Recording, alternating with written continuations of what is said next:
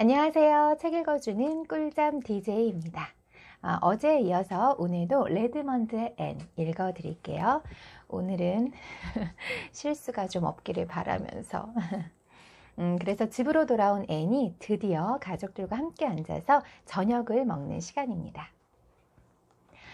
진수성찬인 저녁 식탁에 앉았을 때 앤은 눈동자를 반짝거리며 뺨을 장밋빛으로 물들인 채 은구슬처럼 맑은 목소리로 얼마나 많이 웃었는지 모른다. 그뿐만 아니라 다이애나가 자고 가기로 했다. 너무나도 그리웠던 예전과 똑같은 모습이었다. 식탁에는 장미꽃 무늬의 우아한 찻잔 세트가 놓여 있었다. 마릴라로서는 최대한의 환대인 셈이었다. 다이애나와 얘기하느라 밤새 자지도 않겠구나. 2층에 올라가는 앤과 다이애나를 보며 마릴라가 비꼬듯 말했다. 마릴라는 자기 감정을 드러내고 나면 항상 빈정거리면서 말하곤 했다. 그럴 것 같아요. 하지만 그 전에 데이비부터 재워놓고요. 자꾸 조르는걸요. 앤이 밝은 목소리로 말했다. 재워줘야 해. 난 기도를 들어줄 사람이 필요하다고. 혼자서 말하니까 재미없어. 데이비가 복도를 걸어가면서 말했다.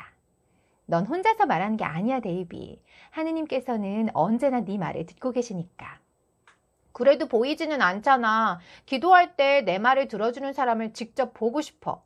하지만 린드 아주머니나 마릴라 아주머니는 싫어. 데이비가 항의하듯 말했다. 그러나 막상 회색 잠옷으로 갈아입은 데이비는 기도할 기색을 보이지 않았다. 한쪽 발을 들어 다른 발에 비비면서 앤 앞에 서 있을 뿐이었다. 무언가 결정을 내리지 못하고 있는 눈치였다. 어서 이리 와. 무릎 꿇고 기도하자. 앤이 말했다. 데이비가 다가와 앤의 무릎에 얼굴을 묻었다. 하지만 무릎을 꿇지는 않았다. 누나, 난 기도하고 싶지 않아. 일주일 전부터 계속 이런 기분이야. 그래서 어제도 그제도 기도를 하지 않았어. 데이비가 낮은 목소리로 중얼거렸다. 왜 기도를 하고 싶지 않은 건데? 앤이 부드러운 목소리로 물었다. 누나, 말해도 화내지 않을 거지? 데이비가 애원하듯 말했다. 앤은 회색 잠옷을 입은 데이비의 작은 몸을 안아 무릎 위에 올리고는 꼭 끌어안으며 말했다. 네가 무슨 말을 했을 때 내가 화낸 적 있었어? 아니, 누난 그런 적 없지. 하지만 누나가 슬퍼할 것 같아. 그건 더 싫은데. 사실은 내가 이 말을 하면 누나가 슬퍼할 것 같아서 무서워. 그리고 누난 틀림없이 나를 부끄럽게 생각할 거야. 데이비, 무슨 나쁜 짓이라도 한 거니? 그래서 기도를 하고 싶지 않은 거야? 아니야, 나쁜 짓 같은 건 안 했어. 아직은. 하지만 하고 싶어. 뭘 하고 싶은데? 나 나쁜 말을 하고 싶어, 누나. 지난주에 해리슨 아저씨 집에서 일하는 형이 하는 소리를 들었는데 그 뒤로 자꾸만 그 말이 하고 싶어. 기도할 때도 말이야. 데이비가 절망적으로 말했다. 그럼 말해봐, 데이비. 데이비는 깜짝 놀란 듯 붉게 달아오른 얼굴을 들었다. 하지만 누나, 정말 나쁜 말이야. 말해봐. 데이비는 잠시 믿을 수 없다는 얼굴로 앤을 바라보다가 이내 낮은 목소리로 그 끔찍한 말을 내뱉었다. 다음 순간 데이비는 손으로 얼굴을 가렸다. 누나, 앞으로 다시는 이런 말 쓰지 않을게. 말하고 싶어 하지도 않을게. 나쁜 일인 줄은 알았어. 하지만 이런 건 줄은 몰랐어. 이렇게까지 안 좋을 줄은 몰랐어. 그래, 나도 네가 다시는 이런 말을 하고 싶어 할 거라고 생각하지 않아, 데이비. 생각하는 것조차도 말이야. 그리고 누나가 너라면 해리슨 아저씨 집에서 일하는 아이하고 어울리지 않을 것 같아. 그 형은 전투할 때 내는 소리를 정말 잘하는데. 데이비가 약간 아쉬운 듯 말했다. 그래도 넌 네 마음속을 나쁜 말들로 가득 채우고 싶지는 않을 거야, 데이비. 그런 말들은 독이 있기 때문에 잘못하면 온통 퍼져 선한 마음이나 남자다움을 모조리 없애버릴지도 몰라. 그건 싫어. 데이비가 반성하는 듯 올빼미처럼 눈을 크게 뜨고 대답했다. 그러니까 그런 말을 쓰는 사람들과 어울리면 안 되는 거야. 이제는 기도할 수 있을 것 같니? 응, 할 수 있어. 이제는 잠든 사이에 죽음을 맞이하게 될지라도 라는 말도 무섭지 않아. 그 말을 하고 싶다고 생각하고 있을 때는 이 말이 무서웠거든. 데이비가 힘차게 바닥에 무릎을 꿇으며 말했다. 그날 밤, 아마도 앤과 다이애나는 그동안 쌓인 이야기를 밤새 나누었을 테지만 그 기록은 남아있지 않다. 두 사람은 서로 고백하고 야단법석을 떨며 밤을 꼬박 새웠는데도 젊은이다운 생기발랄한 모습으로 두 눈을 반짝거리며 아침 식탁에 나타났다. 그때까지는 눈이 오지 않았다. 그런데 다이애나가 집으로 가는 도중 오래된 통나무 다리를 건널 때 꿈도 꾸지 않은 채 잠들어 있는 젓갈색과 회색의 들판과 숲 위로 하얀 눈이 휘날리기 시작했다. 이내 멀리 보이는 산등성이와 언덕에 얇은 하얀색 목도리를 두른 듯 눈이 덮이자 유령이 서 있는 것처럼 보였다. 창백한 가을의 신부가 머리에 베일을 쓰고 겨울 신랑을 기다리고 있는 것처럼 보이기도 했다. 그날은 화이트 크리스마스로 모두에게 즐거운 날이었다.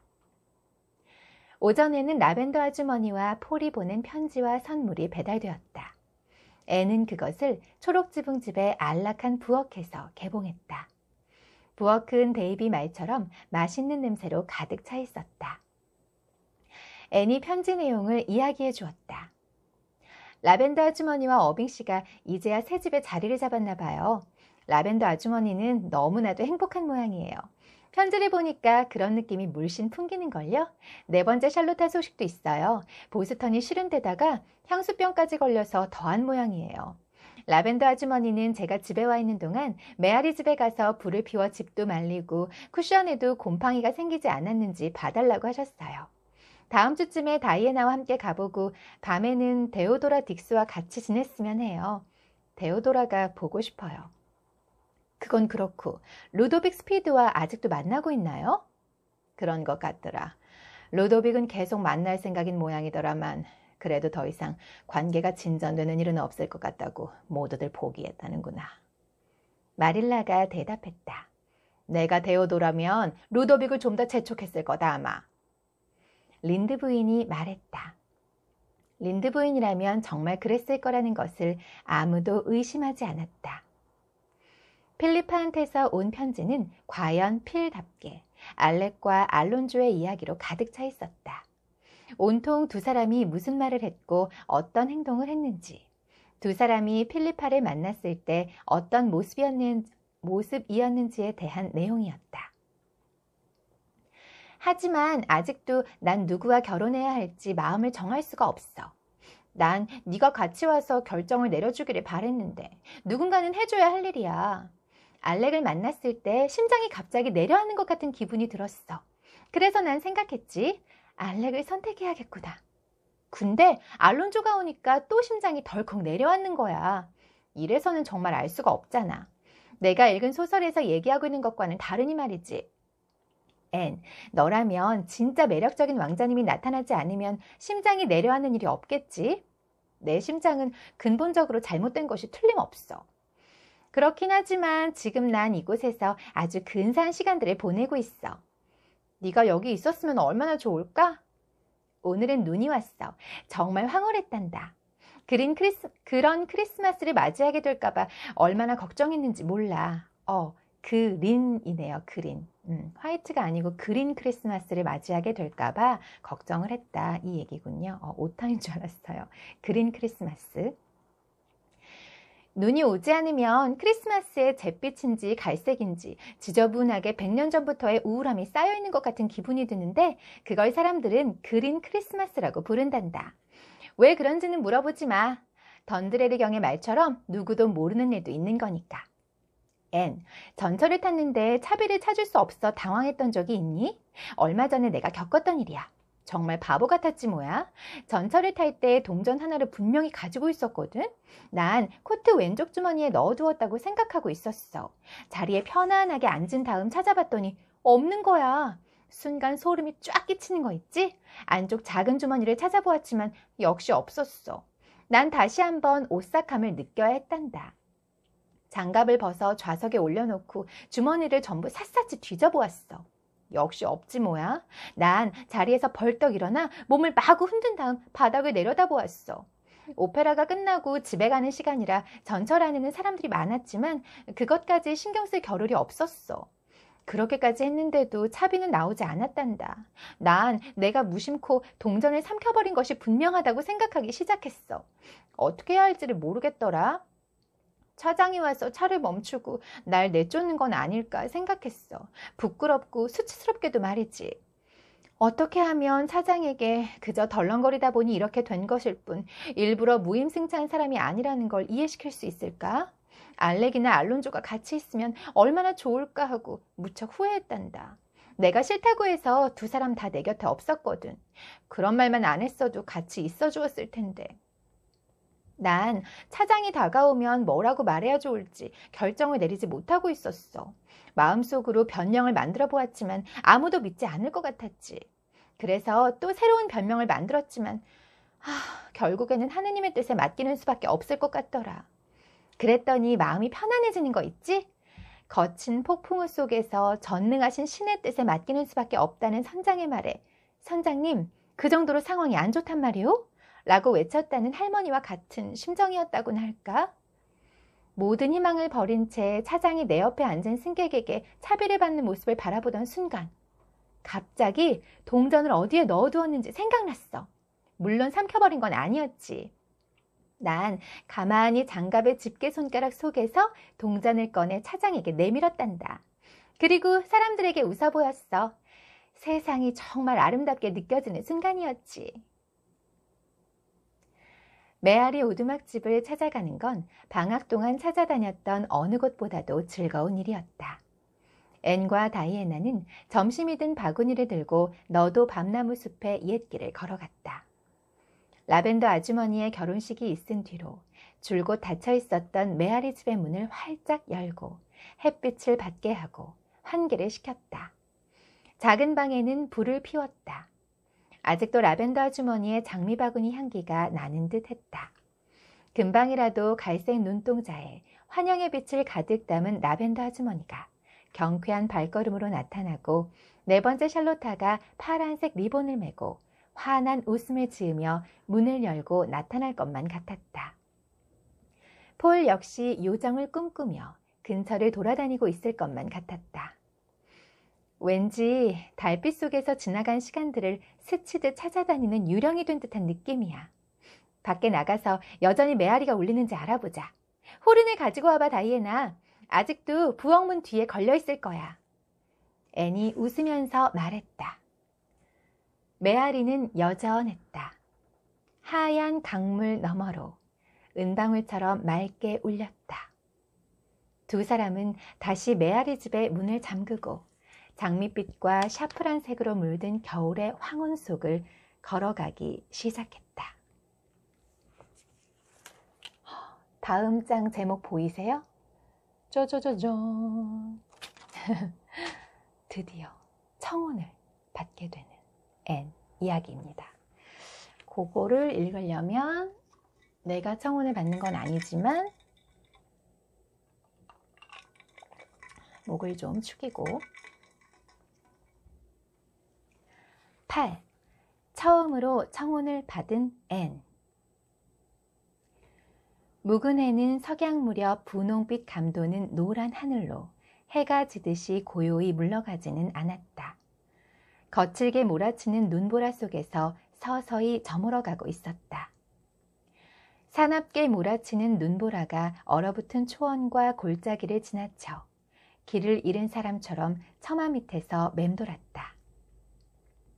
흔들리는 창문에 눈이 부딪혔다. 오늘 같은 밤은 담요를 덮고 침대에 누워있을 수 있는 사람들은 모두 신의 축복을 받은 것 같아. 앤이 제인 앤드루스에게 말했다. 오후에 초록지붕 집에 찾아온 제인은 그날 밤 자고 가기로 했다. 하지만 제인이 앤의 작은 방에서 담요를 덮고 누운 채 생각하고 있는 것은 신의 축복이 아니었다.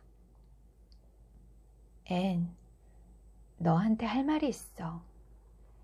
제인이 진지한 얼굴로 말했다. 앤은 지난밤 루비 길리스가 연 파티에 갔다 왔기 때문에 약간 피곤한 상태였다. 지루할 것이 분명했기 때문에 제인의 이야기를 듣는 것보다는 자고 싶은 마음이 간절했다. 무슨 이야기를 하겠다는 건지 짐작도 할 수 없었다. 어쩌면 제인도 약혼한 건 아닐까? 루비 길리스가 아가씨들한테 인기가 좋은 스펜서 베일의 학교 선생님과 약혼했다는 소문도 있던데. 이제 얼마 안 있으면 우리 중 나만 남게 되겠구나. 앤은 졸면서 생각했다. 그러고는 큰 소리로 말했다. 어서 말해봐. 제인이 한층 더 진지한 목소리로 물었다. 앤, 너는 우리 오빠 빌리를 어떻게 생각하니? 앤은 뜻밖의 질문에 깜짝 놀라 허둥지둥 생각하기 시작했다. 맙소사, 빌리 앤드루스를 어떻게 생각하느냐고? 사실 앤은 둥근 얼굴에 멍청하고 실실거리며 웃기만 하는 착해 빠진 빌리 앤드루스에 대해서 이제까지 단 한 번도 생각해 본 적이 없었다. 대체 누가 빌리 앤드루스에 대해서 생각해 본 적이 있겠는가? 난 잘 모르겠어, 제인. 정확하게 무슨 말이야? 앤이 말을 더듬으면서 대답했다. 빌리 오빠를 좋아하니? 제인이 노골적으로 물었다. 그건 말이지. 그래, 좋아하지, 물론. 앤은 쥐어짜듯이 대답을 했다. 하지만 그것이 진실인지도 앤 자신도 자신이 없었다. 분명히 빌리를 싫어하는 것은 아니었다. 하지만 빌리가 시야에 들어와도 관심이 없었기 때문에 아무렇지도 않게 대할 수 있었다는 것만으로 좋아한다고 할 수 있는 것일까? 제인은 지금 무슨 말을 하고 싶은 걸까? 남편감으로는 어떻게 생각하니?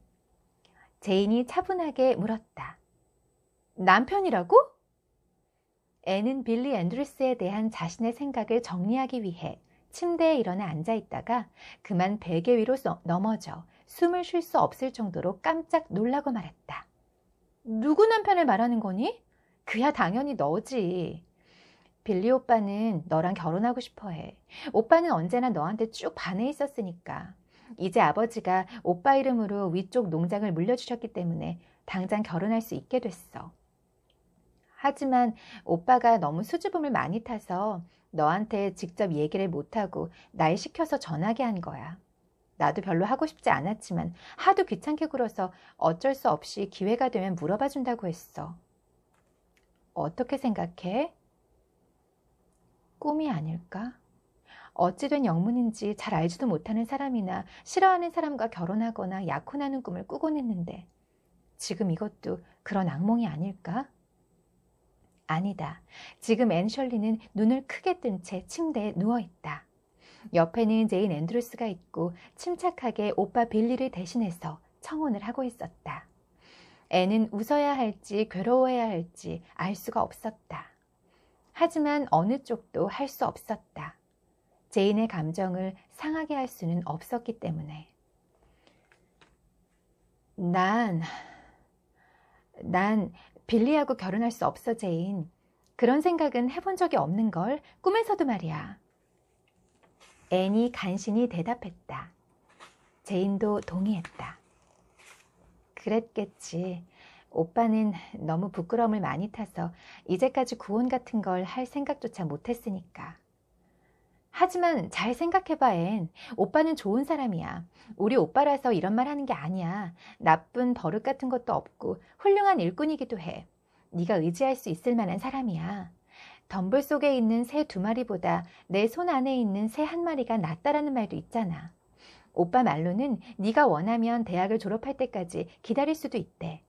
물론 오빠는 이번 봄에 농사를 시작하기 전에 결혼하고 싶어 하지만 말이야. 항상 너에게 잘해줄 거야. 그건 확신할 수 있어, 앤. 나도 네가 내 올케가 되기를 바라고. 난 빌리하고 결혼할 수 없어. 앤이 단호하게 대답했다. 어느 정도 정신을 차리자 약간은 화가 나기도 했다. 정말 너무나도 우스꽝스러운 일이었다. 더 이상 생각할 것도 없어, 제인. 난 빌리를 그런 상대로 생각한 적이 한 번도 없으니까. 그러니까 빌리한테 분명하게 전해줘. 제인은 최선을 다했다는 듯 한숨을 내쉬었다. 나도 네가 승낙할 거라는 생각은 안 했어. 오빠한테 너한테 말해봐야 소용없을 거라고 했지만 오빠가 하도 고집을 부려서 그랬던 거야. 그만하자. 네 뜻은 분명히 알았으니까. 하지만 네가 앞으로 후회하는 일은 없기를 바래. 제인의 말이 차갑게 들렸다. 제인도 앤이 빌리와 결혼하지 않을 거라는 것을 잘 알고 있었다.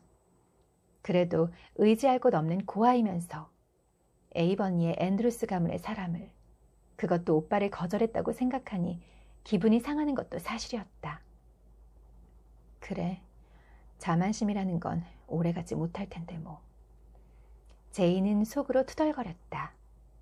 어둠 속에서 앤은 빌리 앤드루스와 결혼하지 않은 것을 후회할 일은 절대로 없을 거라고 생각하며 미소 지었다. 빌리가 이번 일로 마음이 많이 상하지 않았으면 좋겠어. 앤이 부드럽게 말했다. 제인이 갑자기 베개 위로 고개를 들었다. 아, 오빠는 괜찮을 거야. 분별력이 있으니까. 오빠는 네티블루엣도 많이 좋아하고 있어. 사실 어머니는 오빠를 네티와 결혼시키고 싶어 하셔. 그 애는 살림도 잘하고 알뜰하니까. 오빠도 너하고 결혼할 수 없다는 걸 확실히 알았을 테니 네티를 데리고 오겠지. 다른 사람한테는 말하지 말아줘. 알겠지? 어우, 제인 되게 별론데, 그쵸? 말하지 않을게. 앤도 빌리 앤드루스가 자기와 결혼하고 싶어 했다는 사실을 퍼뜨리고 다닐 생각은 꿈에도 없었다. 앤을 좋아한다면서 결국은 네티 블루엣과 결혼을 하겠다니. 네티 블루엣 같은 애와. 제인 좀 별로야. 그쵸? 그리고 이제 제인하고 되게 차가운 상태에서 잠을 청하는 그런 이야기가 나오고, 애는 입 밖에 내지는 않았지만 마음이 아픈 이유를 잘 알고 있었다. 애는 언제나 그림같이 멋진 청혼을 받는 꿈을 남몰래 키워오고 있었다. 그 꿈은 언제나 낭만적일 뿐만 아니라 아름다웠다. 꿈속의 그 사람은 앤이 황홀해하며 네 하고 대답할 수 있을 정도로 매력적인 왕자님이거나 아름다운 말로 구원을 해주었지만 희망을 주지 않고 거절해야 할 상대일지라도 검은 눈동자에 잘생긴 외모에 기품 있는 태도와 능란한 말솜씨를 가진 사람이었다. 거절하는 경우일지라도 섬세한 표현으로 거절하기 때문에 승낙을 받은 사람처럼 앤의 손에 입 맞추고 영원한 사랑을 맹세하며 떠나가는 것이다. 그렇게 평생 자랑스럽기도 하고 약간은 애틋하기도 한 아름다운 추억으로 남아있어야 한다. 그런데 지금 그 가슴 뛰어야 할 경험이 정말 우스꽝스럽게 끝나버렸다. 빌리 앤드루스는 아버지가 농장을 주자 동생을 시켜 앤에게 청혼을 했고 앤이 거절하면 네티 블루엣과 결혼을 하겠다고 했다. 찬물을 뒤집어 쓴 로맨스라고나 할까? 앤은 웃었다. 그러다 한숨을 내쉬었다. 소박한 처녀의 꿈은 피지도 못하고 져버렸다. 이런 고통스러운 과정을 거치다 보면 결국에는 모든 것이 따분하고 지루해져 버리는 것이 아닐까? 9. 환영받지 못하는 연인, 환영받는 친구. 여기는 길버트 얘기가 좀 나왔으면 좋겠다. 그쵸? 지금 이렇게 얼핏 넘겨보니까 길버트 조금 나오긴 하네요. 내 사랑 길버트. 정신 차리고. 누가 환영을 받고 누가 환영받지 못하는 걸까요? 읽어볼게요. 레드먼드 대학에서의 2학기는 1학기와 마찬가지로 눈 깜짝할 사이에 지나가 버렸다. 필리파의 표현을 빌리면 정말로 휙 소리를 내며 지나가 버렸다. 앤은 그런 가운데 대학 생활을 즐기고 있었다. 대학은 앤에게 자극을 주는 학업 경쟁, 새롭게 친해지거나 더욱 깊어져가는 동기들 간의 우정, 조금은 시끌벅적한 사교 모임에서 익힌 다양한 사교술, 넓어진 시야와 다양한 방면에 관심을 가지게 해주었다. 앤은 열심히 공부했다. 영문학에서 소번 장학금을 받겠다는 결심을 했기 때문이다. 그 장학금을 타면 다음 해에는 얼마 안 되는 마릴라의 적금에 의지하지 않고도 레드먼드로 돌아올 수 있을 것이다. 앤은 꼭 그렇게 하겠다고 다짐했다. 길버트 역시 장학금을 목표로 열심히 공부하고 있었지만 세인트 존과 38번지를 문턱이 닳도록 드나들 시간은 충분했다. 길버트는 학교의 거의 모든 행사에 앤과 같이 다녔다. 앤도 두 사람이 학교에서 연인으로 소문났다는 것을 알고 있었다. 처음 그 사실을 알았을 때 앤은 몹시 분개했지만 어쩔 도리가 없는 일이었다. 길버트 같은 오랜 친구를 버릴 수는 없었다. 특히 길버트는 갑자기 어른스럽게 신중하고 분별 있게 행동하기 시작했다. 이 저녁처럼 반짝거리는 회색 눈동자의 빨간 머리 여대생의 옆자리를 노리는 남학생들을 견제하다 보니 길버트로서는 그렇게 할 수밖에 없기도 했다. 필은 여전히 자신을 따르는 숭배자들을 이끌고 다녔지만 앤은 절대로 그렇게 하고 싶은 생각이 없었다. 다만 마르고 머리가 좋은 1학년생과 얼굴이 둥글고 키가 작은 명랑한 2학년생, 키가 크고 아는 것이 많은 3학년생이 무슨 이론이니 주인이 하는 주제의 이야기나 가벼운 화제거리를 가지고 앤의 하숙집을 드나들었다. 그들 모두 길버트의 마음에 들지 않았다. 조금이라도 마음을 놓고 있다가 그들 중 누군가가 앤에게 사랑을 고백하는 일이 없도록 계속 주의를 기울였다. 길버트는 에이버니 시절부터 앤의 친구였기에 앤을 노리는 다른 경쟁자들보다 우월한 자리를 차지할 수 있었다. 친구로서 길버트만큼 만족스러운 사람이 없다는 것은 앤도 솔직하게 인정하는 바였다. 그래서 앤은 길버트가 그런 터무니없는 생각들을 모두 떨쳐버린 것을 기쁘게 생각하고 있었다. 앤도 남몰래 그런 생각을 안 해본 것은 아니었지만 그 겨울에 단 한 가지 불쾌했던 일이 있기는 했다. 찰리 슬론이 어느 밤 에다가 가장 아끼는 쿠션 위에 떡하니 앉아 앤에게 장차 결혼하겠다는 약속을 해줄 수 있느냐고 물었다. 빌리 앤드루스의 대리 청혼 사건이 있은 뒤라 앤의 낭만적인 감성은 다행히도 큰 충격을 받지는 않았다. 그래도 앤이 환상에서 깨어날 수밖에 없는 고통을 느낀 것은 사실이었다. 더군다나 찰리 슬론에게 이런 용기를 줄 만한 행동은 한 적이 없었기 때문에 화가 나기도 했다. 그렇지만 린드 부인의 경멸 어린 반응처럼 슬론 가문 사람들은 다 그러려니 하고 생각할 수밖에 없었다. 찰리는 전체적인 태도나 분위기, 말씨까지 전형적인 슬론 가문 사람이었으니까.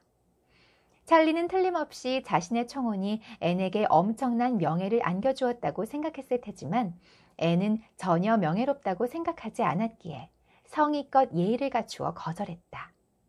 아무리 상대가 슬론이라고 하더라도 기분을 상하게 하고 싶지는 않았다. 하지만 슬론 가문의 둔감함에는 소용없는 일이었다. 확실히 찰리는 앤의 거절을 듣고는 상상 속의 인물들처럼 행동하지는 않았다. 그러기는커녕 화를 내면서 심한 말을 퍼부어대기 시작했다. 찰리의 말을 듣자 앤도 화가 치밀어서 심한 말로 대꾸해 주었다. 앤의 말이 얼마나 날카로웠던지 슬론 가문 사람들 특유의 둔감함까지 깨뜨려버릴 정도였다. 찰리는 얼굴이 새빨개진 채 모자를 들고 뛰쳐나갔다. 앤도 2번이나 에다의 쿠션에 발이 걸리면서 2층으로 뛰어올라가 침대에 몸을 던지고 굴욕과 분노의 눈물을 흘렸다. 슬론 가문 사람과 싸울 정도로 나는 품위가 없었나? 찰리 슬론의 말이 날 화나게 할 정도의 힘이 있는 걸까? 이건 정말 빌리를 놓고 네티 블루엣과 경쟁하는 일보다 더 처참한 일이야. 앤은 베개에 얼굴을 파묻은 채 흐느껴 울었다. 2번이나 청혼을 받았는데 어쩜 이렇게 멋이 없는, 멋이라고는 찾아볼 수 없는, 정성이라고는 찾아볼 수 없는 이런 청혼을 받았다니. 그 뒤로 에다의 쿠션들도 찰리로부터 무사했으며 거리에서나 학교에서 어쩌다 마주쳐도 지극히 냉정한 인사만 나누었다. 오랜 친구 사이였던 두 사람의 냉전은 거의 1년 동안이나 계속되었다. 그런 뒤 찰리의 상처받은 애정은 둥근 얼굴에 장밋빛 뺨, 들창 코에 눈동자가 파란 자그마한 2학년생애로 옮겨갔다. 그렇게 되자 찰리는 다시금 앤에게 정중하게 대하기 시작했는데 마치 앤이 무엇을 놓쳤는지 똑똑히 보라는 듯한 태도였다. 어느 날 앤은 흥분해서 프리실라의 방으로 뛰어들어갔다. 이 편지 좀 읽어봐. 스텔라한테서 온 거야. 내년에 레드먼드에 온대. 어떻게 생각해? 그렇게만 되면 굉장히 근사할 거야. 정말 그렇게 될 수 있을까, 프리스? 앤이 편지를 프리실라에게 던지며 소리 질렀다. 무슨 일인지 알고 나면 대답해 줄 수 있을 것 같다. 프리실라는 그리스어 사전을 밀어놓고 스텔라의 편지를 읽기 시작했다. 스텔라 메이나드는 퀸스 학교에서 만난 친구로 지금까지는 학교에서 아이들을 가르치고 있었다. 학교를 그만두고 내년에는 대학에 가려고 해. 퀸스에서 3년을 마쳤으니 2학년으로 편입이 될 거야. 난 시골 학교에서 아이들을 가르치는 일에 지쳤어. 조만간 시골 학교 여교사의 고충이라는 제목으로 글을 써볼까 해. 현실 생활의 비참함을 고스란히 옮길 거야. 사람들은 대개 여교사는 하는 일도 없으면서 월급만 챙긴다고 여기는 것 같더라. 내 책이 나오면 여교사에 대한 실상이 밝혀질 거야. 쉬운 일에 높은 임금을 받는다는 소리를 일주일만 듣지 않고 지낼 수 있다면 난 그 자리에서 승천복이라도 주문하고 싶은 심정이야. 참 쉽게 돈을 버네요. 가만히 책상에 앉아서 아이들이 책 읽는 소리를 듣기만 하면 되잖아요. 어떤 지방세 납세자들은 은혜라도 베푸는 것처럼 이렇게 말하지 뭐니? 처음에는 이 문제로 많이 싸우기도 했는데 이제는 많이 현명해졌어. 누군지 모르지만 어느 현자의 말처럼 진실은 강한 힘을 가졌지만 오해의 절반만큼의 힘도 없으니까. 그래서 난 이제는 미소만 지어 보이지. 침묵은 많은 말을 의미하잖아. 앤, 내가 무슨 편지들을 받은 줄 아니? 토미 어머니는 아이의 산수 실력이 생각만큼 빨리 늘지 않는다고 편지를 보낸 거 있지? 토미는 아직도 간단한 뺄셈밖에 할 줄 모르는데 조니 잭슨은 분수를 할 줄 안다. 조니보다 토미가 2배는 똑똑한데 어떻게 이런 일이 있을 수 있는지 이해할 수가 없다나? 수지 아버지는 수지가 편지를 쓸 때 자꾸 철자가 틀리는 이유를 알고 싶다는 편지를 보냈고 디게 숙모는 자리를 바꿔달라고 편지를 보냈단다. 짝인 브라운이 자꾸 나쁜 말만 가르쳐준다나? 어쨌든 털어놓고 나니까 기분은 좀 나아지는 것 같다. 말은 이렇게 했지만 지난 2년 동안은 나름대로 즐거웠어. 하지만 난 레드먼드에 갈 거야. 앤, 내게 작은 계획이 있어. 너도 알겠지만 난 하숙이 너무 싫어. 지난 4년 동안 하숙한 것만으로도 너무너무 지겨워. 그런데 또 3년을 하숙한다는 건 도저히 견딜 수 없을 것 같아. 그래서 말인데 너하고 프리실라와 같이 모여서 킹스포트에 있는 조그만 집을 빌려서 따로 살아보면 어떨까? 비용도 그 편이 훨씬 적게 들 거야. 물론 집안일을 보살펴줄 사람이 한 사람 있어야겠지. 그런데 그 문제는 내가 해결할 수 있을 것 같아. 전에 내가 제임씨나 아주머니 얘기를 한 적이 있었지? 이름과는 달리 정말 따뜻하신 분이야. 사실 이름이야 어쩔 수 없는 거잖니. 아주머니 이름이 제임씨나인 이유는 아버님의 성함이 제임스였는데 아주머니가 태어나기 한 달 전에 바다에서 돌아가셔서 그렇게 지었대. 난 그분을 늘 짐씨 아주머니라고 부른단다. 그런데 아주머니의 외동딸이 얼마 전에 결혼을 해서 해외로 전도활동을 하러 나가버렸어. 커다란 집에 혼자 남게 돼서 아주머니가 무척 쓸쓸하신 모양이야. 부탁만 드리면 킹스포트로 와서 우리를 돌봐주실 수 있을 거야. 너희들도 틀림없이 아주머니를 좋아하게 될 거고 생각하면 할수록 정말 마음에 드는 계획인 것 같아. 그렇게만 되면 우리는 자유롭게 살 수 있어. 프리실라와 네가 이 생각이 마음에 든다면 이번 봄에 적당한 집을 물색해보지 않을래? 가을까지 기다리는 것보다는 그 편이 나을 것 같아. 가구가 딸린 집이라면 더 좋겠지만 그렇지 않더라도 친구들끼리 가족들한테서 낡은 가구들을 하나씩 얻으면 되니까. 어쨌든 빨리 결정해서 나한테 알려줘. 그래야 제임씨나 아주머니도 준비를 하실 수 있으니까 말이야. 근사한데? 프리실라가 말했다. 앤도 기쁜 듯 동의했다. 그렇지? 물론 우리 하숙집도 좋긴 하지만 그래도 하숙집일 뿐 집과 똑같을 수는 없으니까. 시험이 시작되기 전에 집을 찾아보자. 적당한 집을 찾기가 어려울 거야. 너무 기대하지는 마. 좋은 곳에 위치한 멋있는 집은 우리 형편으로는 구할 수 없을 테니까. 누가 사는지 알 수도 없는 이름 없는 거리에 있는 허름한 집에서 살아야 할 거야. 집 안에서 편안하게 생활할 수 있는 대신 말이야. 프리실라가 경고했다. 두 사람은 집을 구하러 다니기 시작했지만 적당한 집을 찾기란 프리실라가 걱정했던 것보다 더 어려웠다.